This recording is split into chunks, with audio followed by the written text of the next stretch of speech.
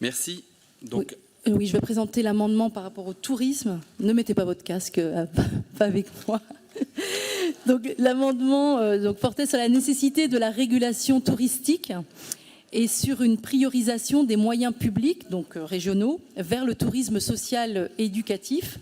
Donc pour nous, c'était important d'insister sur le fait qu'on doit vivre une rupture avec le paradigme de l'attractivité. Ça a été un petit peu évoqué tout à l'heure dans la discussion, pour vraiment construire un tourisme qui est calibré aux capacités d'accueil des îles, c'est-à-dire dimensionné à la fois aux ressources de chaque île et puis aux équilibres de la vie locale à l'année. Donc on pense bien sûr à la crise du logement et donc aux équilibres par rapport au logement des résidents à l'année. Donc la reformulation que vous nous avez proposée donc, ajoute cette priorité aux autres priorités existantes, ce qui n'était pas complètement notre intention initiale. Mais bon, là, amendement réécrit, intégré dans les propos introductifs. Donc je ne reviens pas sur notre regret d'absence de travail en amont, je l'ai exprimé, mais en tout cas, nous, on se dit qu'en déplaçant la phrase dans les propos introductifs, on établit peut-être une forme de document supra qui crée peut-être partiellement le surplomb de cette priorité qui nous semble vraiment importante au tourisme durable, social et éducatif. Donc nous acceptons et voterons cet amendement réécrit.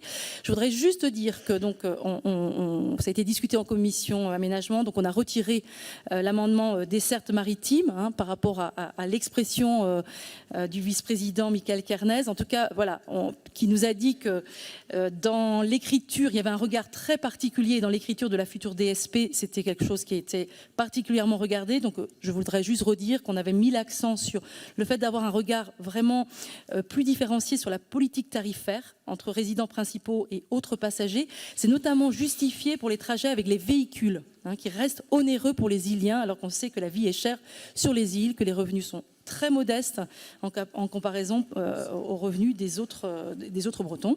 Et puis, insister aussi sur la question de l'acheminement des marchandises et équipements pour les activités agricoles et artisanales qui manquent de fluidité, et ça se pose particulièrement pour la desserte maritime de Belle-Île. Donc voilà, ça, on le dit publiquement dans l'hémicycle parce que c'est quelque chose qui est vraiment important, parce qu'on a on a des retours des acteurs sur ces deux aspects. Merci. Merci Madame Tabar, et j'ai entendu dans mon bureau il y a quelques jours le Premier vice-président tenir compte de vos travaux de commission, effectivement, dans les arbitrages qu'il est en train de rendre sur la DSP des îles. On en parlera très prochainement.